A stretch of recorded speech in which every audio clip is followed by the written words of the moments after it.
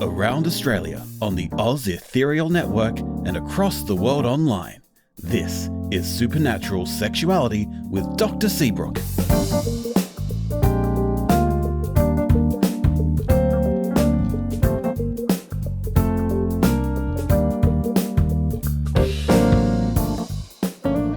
Hello everyone, welcome back to Supernatural Sexuality. I'm your host, Dr. Olivia Seabrooke. Join me tonight as I take calls from listeners like you who have questions about their relationships or sexualities. Remember, if you need help or need to talk, you can call us around Australia for free on 1800 975 711 or internationally via our Geistline service at Seabrooke On Air. I've been getting lots of emails from a lot of people out there, more than I can possibly answer. There's been a lot of praise and more than a few questions. I've been working on getting through a lot, but there's just too many. You're still welcome to send your questions and comments through to the station. I love receiving them, although just be aware that I might not get to answer all your questions from here on in. With that out of the way, I think it's time to take some calls. Let's get started. This is Dr. Seabrooke. You're on the air. Hi, Dr. Seabrooke. My name's Holly. I just wanted to say I love your show. I'm so happy to be speaking to you. Thanks so much, Holly, and thank you for calling in today. Now, see, the thing is, I've been seeing someone new, and they're a hidden fae. My grandmother had the sight, and I do as well, so obviously I can see Victoria. Victoria, is she your partner? Yes, exactly. But what really upsets me lately is that none of my friends can see Victoria. So whenever we all hang out, it's a weird tension, and they don't know how to talk to each other. I'm just, really worried that one day I'll have to choose between my friends and Victoria, and I don't want to do that. I really like them, and of course I love my friends. I want to be able to, hang out with everyone at the same time. So if you were to, say, go to a coffee with Victoria and a friend right now, how would that play out? Well, I guess I would make sure my friends knew which seat Victoria was sitting in. And then usually what happens is, unless the waiter has the sight, I'll order for me and Victoria. And then we'll all get talking. But when I say talking, I mean Victoria will talk to me and my friends will talk to me, but they won't talk to each other. I've tried to tell them I can be an interpreter or something, but it gets awkward and then everyone just lapses back into talking to just me. I can see the problem. This sounds incredibly frustrating. It is. I just wish they knew how important it was to me that we can all get along. Have you told everyone how you feel? I mean, a bit. I don't want to inconvenience anyone. I don't know if they really understand it. It sounds like you need to explain how important it is to your friends and Victoria that they get along. After explaining all this, I would suggest going out to get a coffee together and perhaps using a group chat to talk to each other. See how that goes. Then perhaps you can see how chatting in person with you as an interpreter goes, and perhaps you can try and facilitate a bit more of the conversation, bring things up that they have in common, maybe some pop culture that they both like. Maybe Victoria could even use a text-to-speech program so that your friends can hear them. How does that sound? This sounds really great, Dr. Seabrooke. Thank you so much, and thank you for taking the time to speak with me. You're welcome, Holly. Thanks for calling. Sometimes it can be difficult to find ways of bringing our partners into the rest of our lives. But if it's important to you, there are always ways and means to build that connection. There's always some way to bridge the gap. Let's move on to our next caller. You're on the air. Go ahead. Hi, Dr. Seabrooke. I'm Luna. It's really cool to get to talk to you. I'm a big fan of the show, and I'm really hoping you can help me. That's what I'm here to try to do. Why don't you tell me a little bit about yourself? Okay.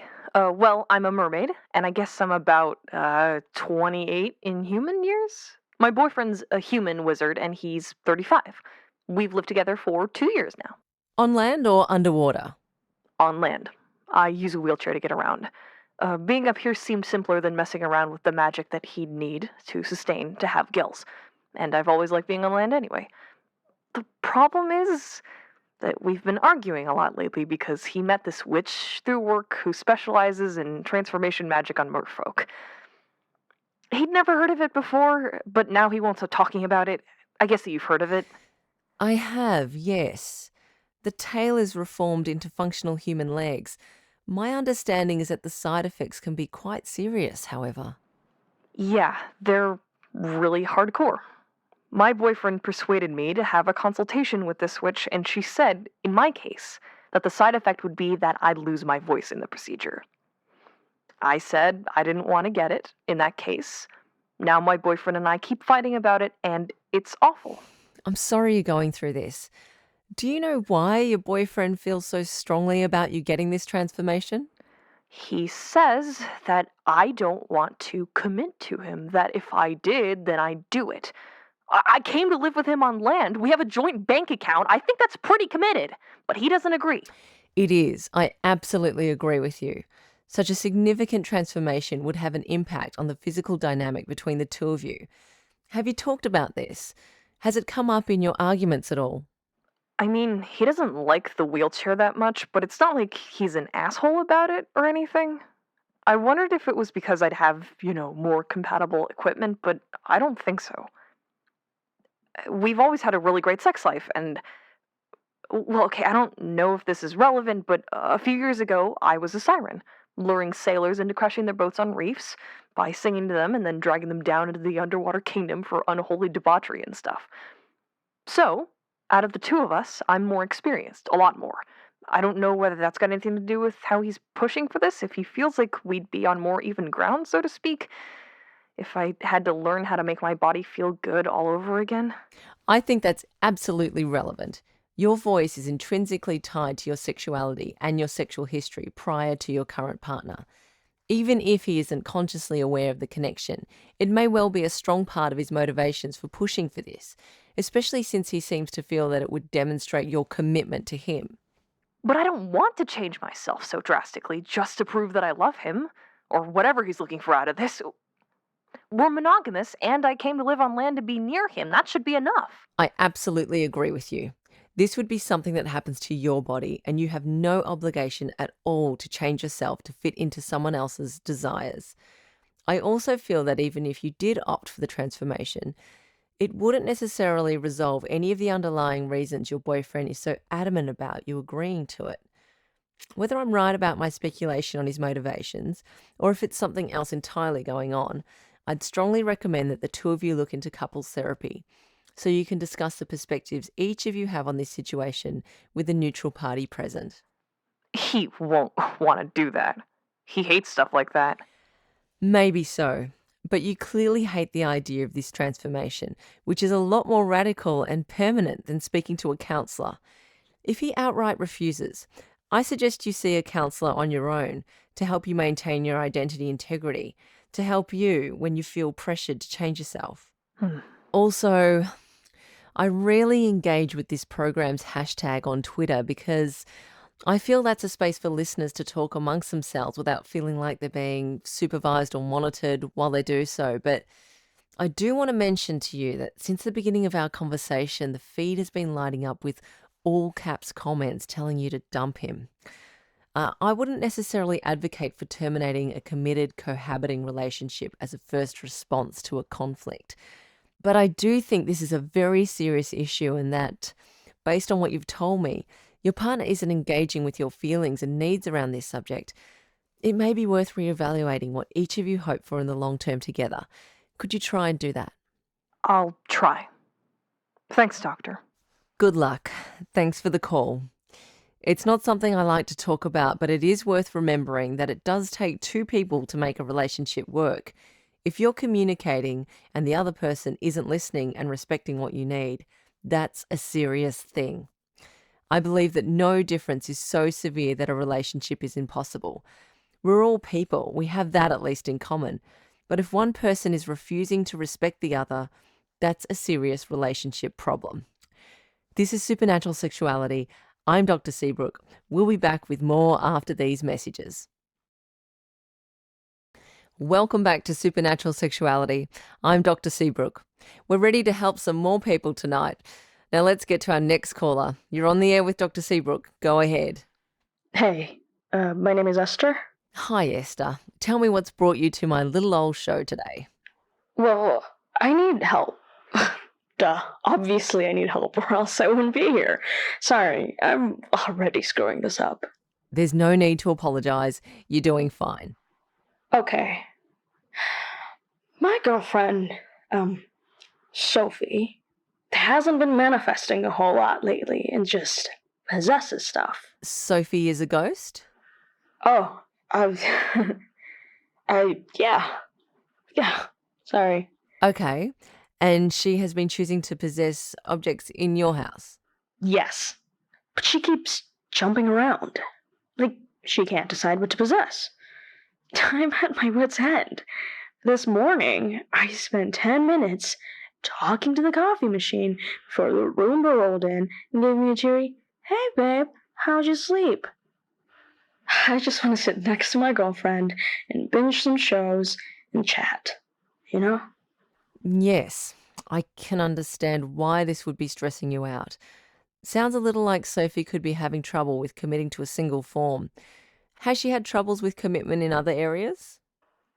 I guess. I mean, she is a ghost, so I've never really been sure how to approach stuff like marriage and having a family.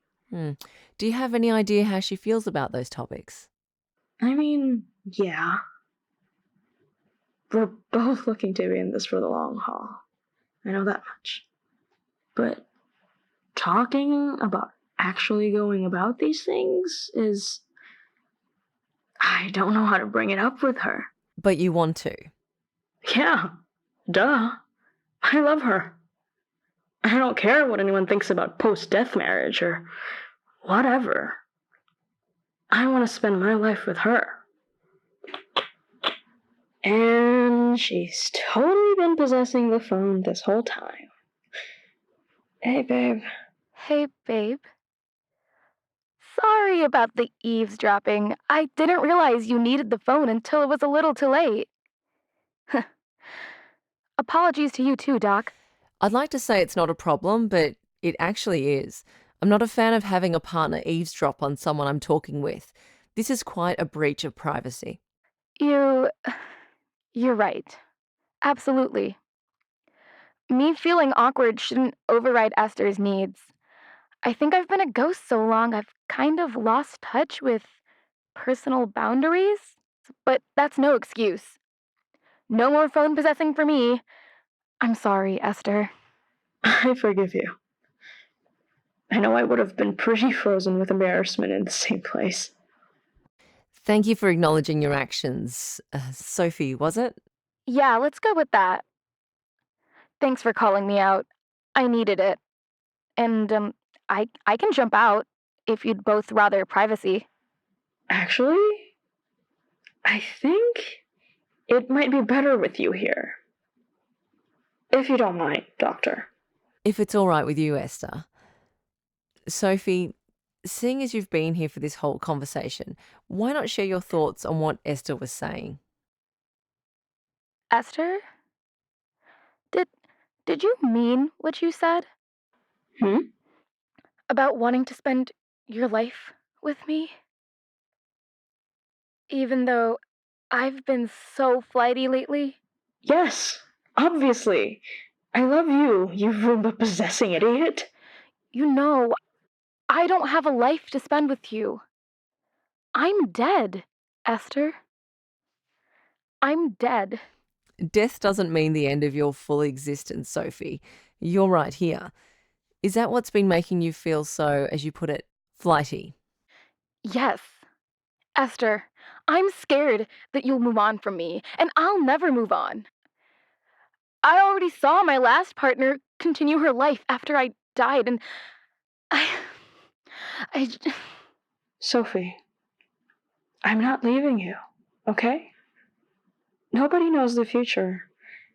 But I'm here now and willing to stick by you, dead or alive. I love you, stupid. Yeah. I love you too, you solid-bodied nerd. Oh, I hate to say anything and ruin this perfect moment. You two are just the sweetest. I swear I can feel your smiles radiating through the phone lines. How are you feeling now?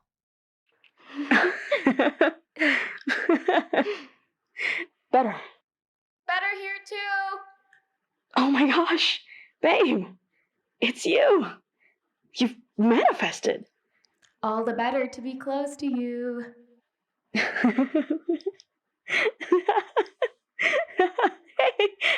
hang on, you. Let me finish this call. Thank you, doctor. I think it's time for us to actually figure out our future together. Yes, and I'm sure it's going to be a wonderful future. Now get off my line. Sounds like you've got some shows to marathon. That was such a lovely call. It's so nice to see couples communicate. It's not something I get often on this show. That about wraps things up for this week. I'd like to thank Holly, Luna, Esther and Sofie for their calls tonight. And as always, thanks to Shannon Forth, our producer. I'm Dr. Olivia Seabrooke. This has been Supernatural Sexuality. I hope you found something in our show tonight, and I hope your relationships find their way. I'll see you next week. Supernatural Sexuality with Dr. Seabrooke was created by Lee Davis-Thalbourne and produced by Vulpes Productions. Dr. Olivia Seabrooke is voiced by Mama Boho. Holly was voiced by Morgan Kearley with the call written by Alison Evans. Luna was voiced by Arizona Jonson with the call written by Mary Borsellino. Esther was voiced by Addin Sugarda and Sofie was voiced by Rashika Rao with the call written by Saf Davidson. If you like our show and want to support us, consider backing us on Patreon. We do our best not only to create a high-quality show for you, but to pay everyone involved in its production. Your monthly donation will help continue to support great shows like this one. You can become a patron via supersexradio.com/Patreon. If you're not able to support us financially, consider rating and reviewing us on your platform of choice and spread the word about our show. If you want to learn more about supernatural sexuality with Dr. Seabrooke, visit our website, supersexradio.com. You can also find us on Facebook, Twitter, and Instagram as Supersex Radio, all one word. Up next on the AusEtherial network, a woman finds herself imperceptible to everyone around her in Unplaced. Find out more about this great show at unplacedpodcast.com.